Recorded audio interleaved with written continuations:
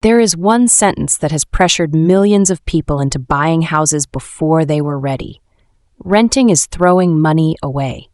It sounds responsible. It sounds adult. It sounds like something your uncle says at dinner right before explaining how cheap houses were in 1998. But here is the problem. Rent is not the only money that disappears. Mortgage interest disappears. Property taxes disappear. Home insurance disappears. Repairs disappear. Closing costs disappear. Selling costs disappear. And if you buy a home, then sell it too soon, the first 5 years can quietly become one of the most expensive financial mistakes of your life. So today, we are not doing the lazy rent versus buy debate. We are doing the 5-year rent versus buy test. The question is not, can you afford the monthly mortgage payment? That question is too small.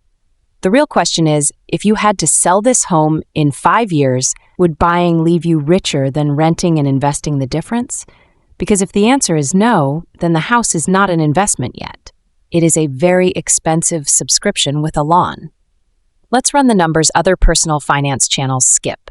As of July 2026, the median existing home price in the U.S. was about $440,600.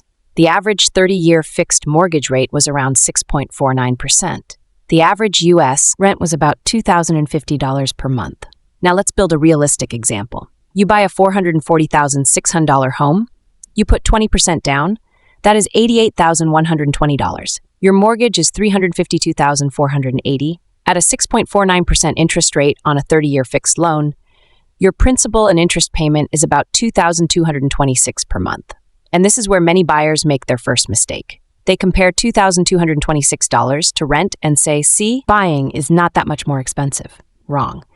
That is not your housing cost. That is just the part the bank shows you first. Now add property taxes. Let's use a simple 1% of the home value per year. That is about $367 per month. Add maintenance. Another 1% per year is a reasonable starting point. That is another $367 per month. Add homeowners insurance. The U.S. average is around $2,490 per year for $400,000 of dwelling coverage, which is about $208 per month. Now, your real monthly ownership cost is not $2,226. It is closer to $3,168. And we have not added HOA fees, furniture, renovations, pest control, emergency repairs, landscaping, or the emotional damage of discovering what a water heater costs. So now compare that to renting. Average rent, about $2,050 per month. Ownership cost, about $3,168 per month. Difference, about $153 per month. This is the first hidden truth. The rent versus buy comparison is not rent versus mortgage. It is rent versus total ownership cost. And if you ignore that, your math is already broken. Now let's talk about the second hidden truth. Your early mortgage payments do not build much equity. People say, at least with a mortgage, I am paying myself. Kind of. But in the first 5 years, the bank eats first.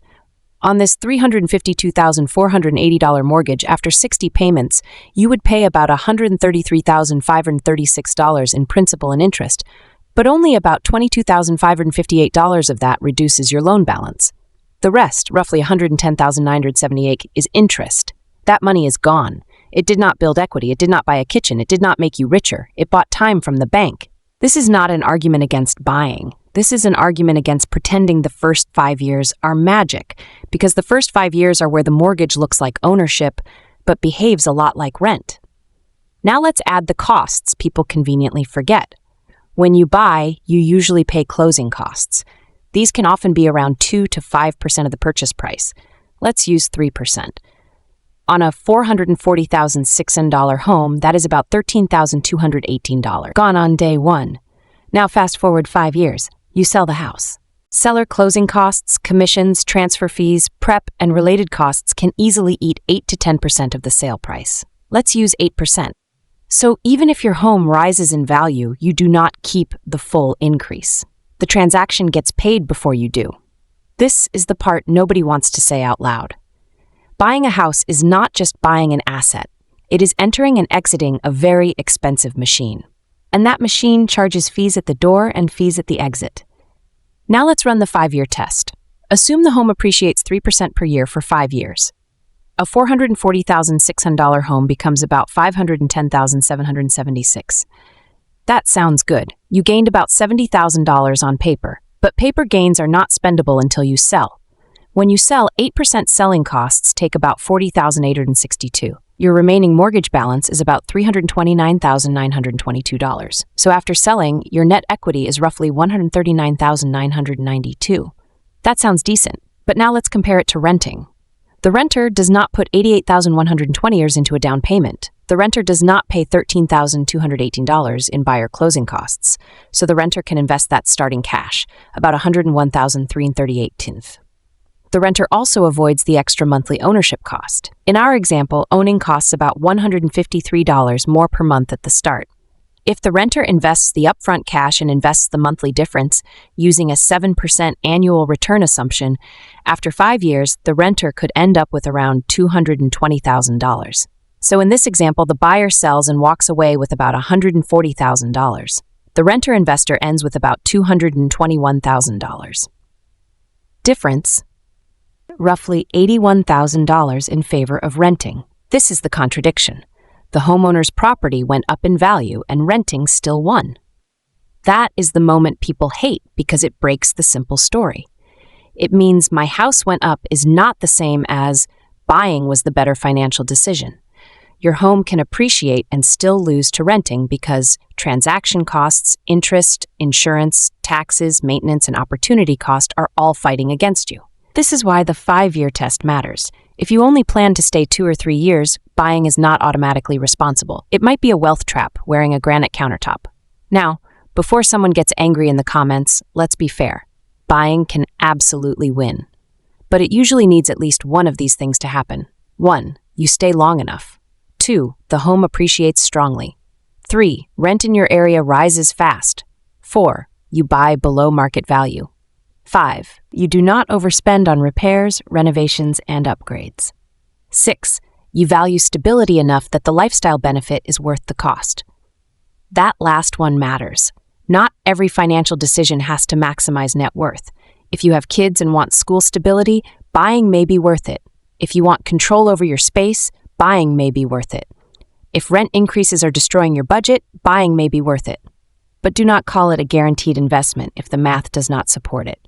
Call it what it is, a lifestyle decision with financial consequences. Now let's look at the 3 scenarios.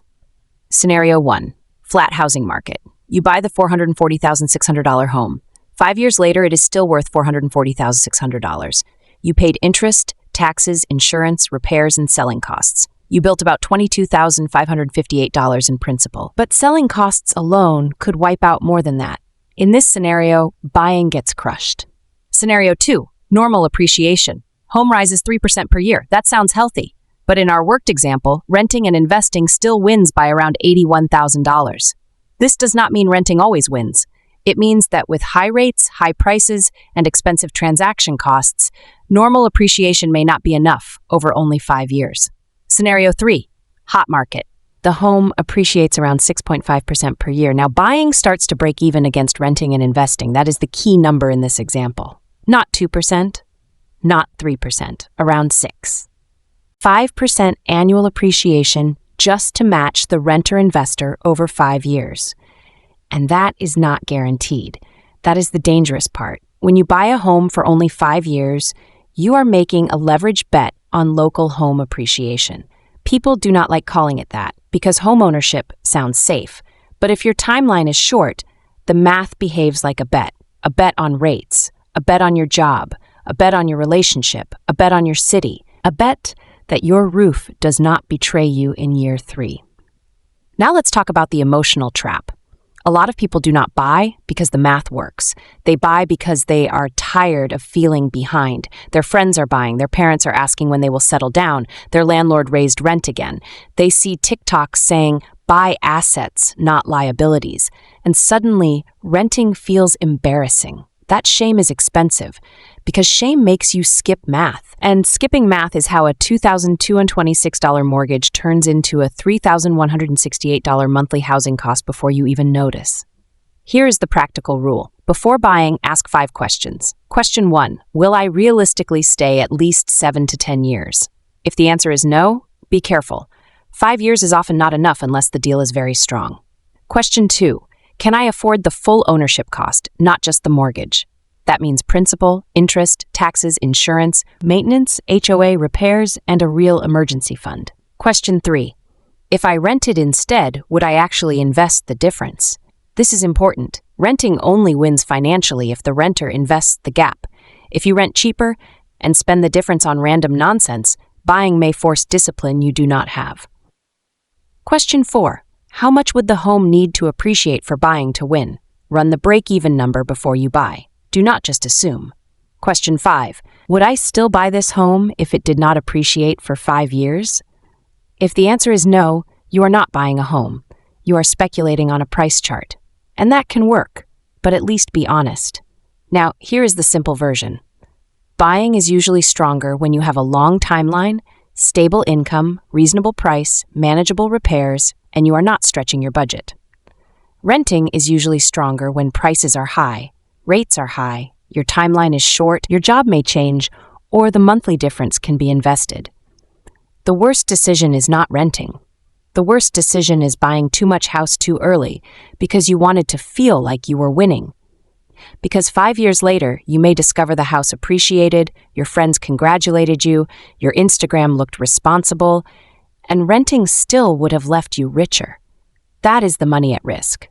Not just the down payment, not just the monthly payment. The real risk is losing 5 years of flexibility, liquidity, and investment growth because you compared rent to the wrong number. So here is the final test. Take the home price. Add the real ownership cost. Add buyer closing costs. Add selling costs. Subtract the remaining mortgage balance after 5 years. Then compare that to renting and investing your upfront cash plus the monthly difference. If buying still wins, great. Buy with confidence. If it does not, renting is not failure. It is strategy. And anyone who tells you renting is always throwing money away probably has not run the full numbers. Drop a comment below with your city, your rent, and the home price you are considering. I want to see which markets pass the 5-year test and which ones are quietly destroying buyers. And subscribe to Jenny Invests, because in the next video, we are going to run the number most buyers never calculate. How much house you can actually afford without becoming house poor.